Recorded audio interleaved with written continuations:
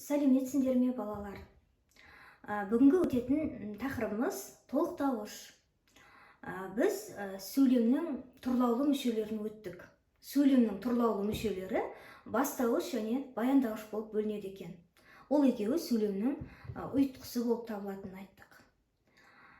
Бастауыш сөйлемнің басында тұрады дедік. Бастауышы сөйлем болады дедік. Бірақ баяндауыш сөйлемнің соңында тұрады, баяндауышсыз сөйлем болмайды. Баяндауыш сөйлемді аяқтап тұрады дедік. Енді тұрлаусыз мүшелердің бар екенін айтқан болатынбыз. Тұрлаусыз мүшелер үшке бөлінеді: толықтауыш, анықтауыш және пысықтауыш. Енді бүгін соның ішіндегі толықтауышты өтеміз. Толықтауышты анықтауыш пенен пысықтауышқа қарағанда толықтауышты табу өте жеңіл.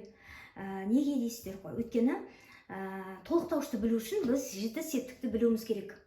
7 септік атау, ілік, барыс, табыс, жатыс, шығыс және көмектес. Осы 7 септіктің басында тұрған атау мен ілік басында тұрған бірінші мен екіншіні алып тастаған кезде бізде 5 септік қалады. Осы 5 септіктің 5-еуінің де сұрақтары толықтауыш болады. Оңай емес па, қандай рахат. Жаттап алуға өте оңай, әдейілеп жасап қойған сияқты. Сондықтан толықтауыш өте оңай дедік. Енді толықтауышты осы 5 септіктен тұрады дедік. Осы 5 септікті қайта-қайта бір қарап шығамыз. Рет-ретімен ғана тұр. Арасында тұрған жоқ. Арасында тұрса шатасып қалар едік. Арасында тұрған жоқ, сондықтан тауып алу өте оңай болады. Енді толықтауыш сөйлемдегі амал әрекетті білдіреді. Іс оқиғаның заттық жағынан сипаттай толықтыру үшін жұмсалады.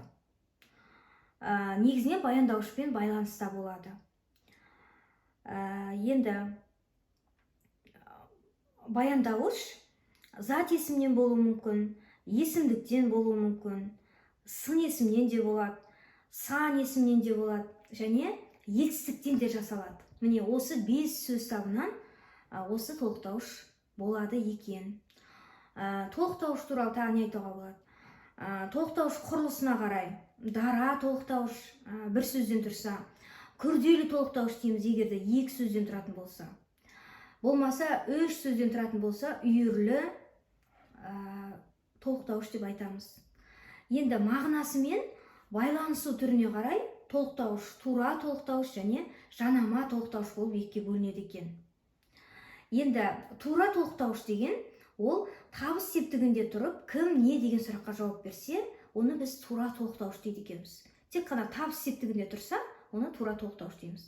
Ал егерде барыс, жатыс, шығыс, көмектес септіктерінің бірінде тұрса, оны біз жанама толықтауыш дейді екенбіз. Енді оны қазір жазып қойған сөйлемді мен алдын ала жазып қойдым.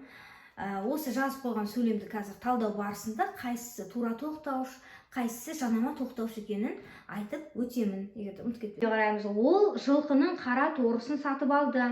Торы. Жылқының қара торысын сатып алды. Торысын. Қара торы. Бұл да сын есімнен болып тұр. Соңғы сөйлеміне қарайық. Өлімнен ұят күшті. Өлімнен. Түбірі өлім. Не? Яғни зат есімнен болыпты. Зат есімнен болған толықтауыш екен. Келесі сөйлемге қараймыз. Ол тау-тауды кезіп жүр. Тау-тауды. Енді ол тау-тауды кезіп жүр. Бұл жердегі тау-тауды деген зат есімнен болып тұрған тура толықтауыш екен. Келесі сөйлемге қараймыз. Ұзақ күрес біреуді жалықтырады, біреуді құнықтырады. Бұл жердегі сөйлем құрмалас сөйлем. Оның ішінде салалас құрмалас. Өйткені ұзақ күрес біреуді жалықтырады, біреуді құнықтырады десе, сөйлем өзара тең дәрежеде байланысып, баяндауыштары тиянақты болып тұр екен. Бұл жердегі толықтауыш біреуді.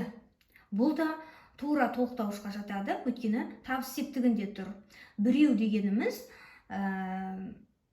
есімдіктен болып тұр. Оның ішінде белгісіз есімдік, белгісіз есімдігі біреу. Кім екенін нақты айтып тұрған жоқ, біреу. Мысалы, кейбіреулер дейді, ол да кім екенін анық айтып тұрған жоқ, әйтеуір кейбіреу екенін айтып тұр.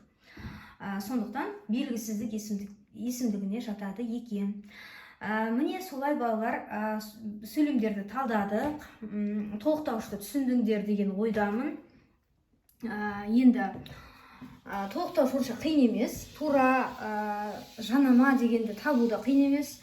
Тура болу үшін табыс септігінде тұру керек, ал жанама болу үшін ол барыс, шығыс, көмектес септіктерінде тұру керек. Қиын ештеңесі де жоқ. Балалар, сұрақтарың болса, міндетті түрде комментарийға қалдырыңдар. Мынаны түсінбедім, мына жерде қалай бастауыш болып тұр, мына жерде қалай толықтауыш болып тұр деген түсініксіз сұрақтарың болса, міндетті түрде комментарийға қалдырыңыздар. Лайк басыңыздар, комментарий жазыңыздар, нені білгілеріңіз келеді, сол туралы жазыңыздар.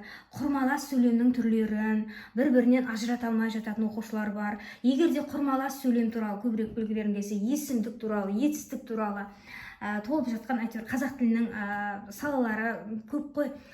Тіпті ол осы синтаксиске байланысты болмаса да, морфологиялық талдауға байланысты болса да, фонетикалық талдауға, лексикалық талдауға байланысты сұрақтарыңыз болса да, қойсаңдар, сол туралы тақырыпта қозғап, мен сабақ түсіретін боламын. Құрметті оқушылар, зейіндерің ашылсын, көп ізденіңіздер. Көп оқыған ұятқа қалмайды, көп оқыған адам жерде қалмайды. Егер де білімді болсақ, өзімізге жақсы. Мейлі қандай салада ертең қызмет жасайтын болсаңыздар да, мейлі бизнес саласында болсын, мейлі білім саласында болсын, мейлі медицина саласында болсын, мейлі өнер саласында болсын, қай салада жүрмесеңіздер де қазақ тілінен грамматикалық, орфографикалық тұрғыдан сөйлемдерді түсініп, контексті дұрыс тұруына мән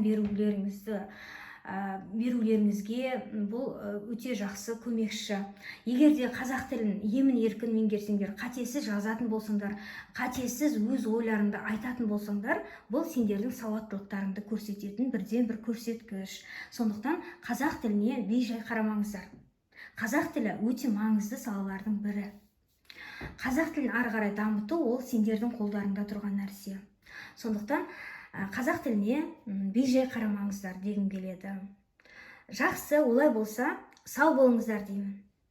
Келесі сабақта кездескенше.